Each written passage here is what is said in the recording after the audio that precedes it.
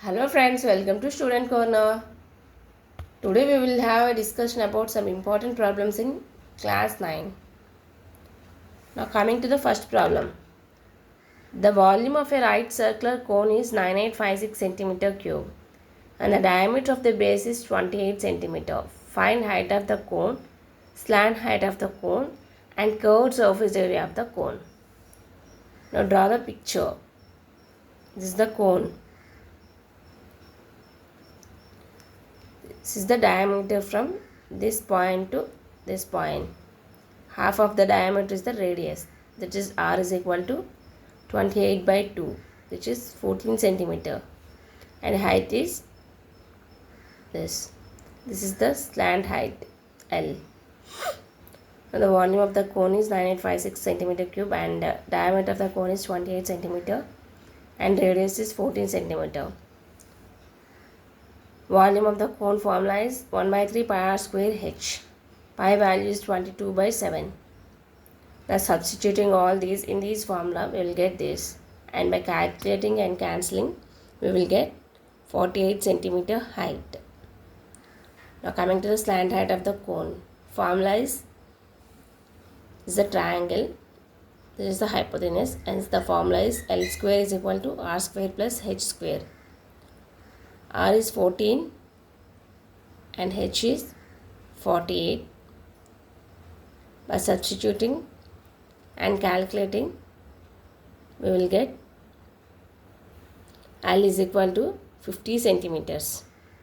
Curved surface area of the cone. Formula is pi RL. Pi value is 22 by 7, R is 14 and L is 50. By cancelling, we will get 2200 centimeters square. Now coming to the second problem. ABCD is a quadrilateral in which P, Q, RS are the midpoints of the sides AB, BC, CD and DA respectively. AC is the diagonal. Shows that SR is parallel to AC and SR is equal to half AC. PQ is equal to SR and PQRS is a parallelogram. Now draw the picture according to this. ABCD is a quadrilateral and which PQRS are the midpoints of the sides AB, BC, CD and DA, and AC is the diagonal. Let us solve this problem. In triangle ACD, ACD, this is the triangle ACD. SR are the midpoints and by midpoint theorem SR is parallel to AC.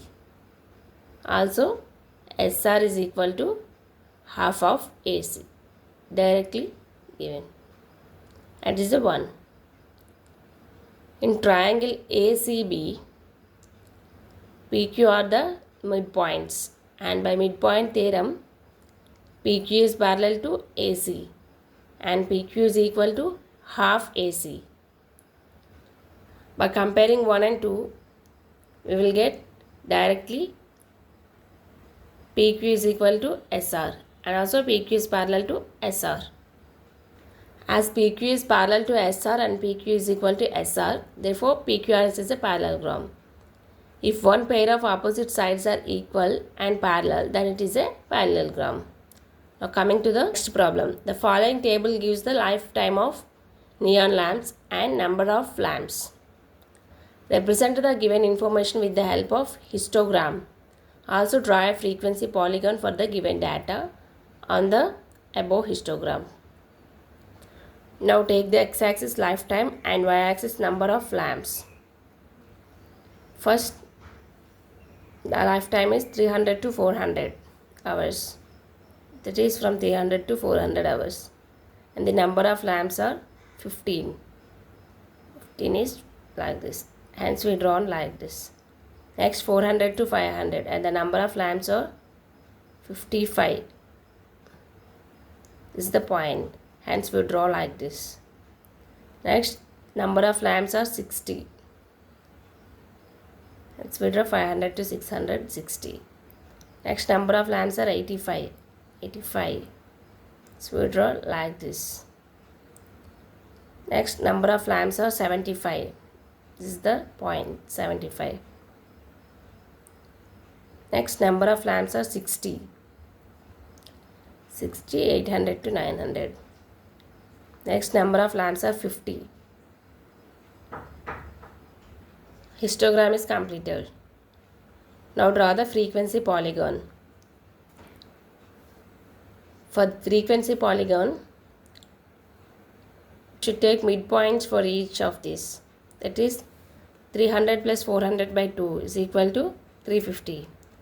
And 400 plus 500 by 2 is equal to 450. And 500 plus 600 by 2, which is equal to 550.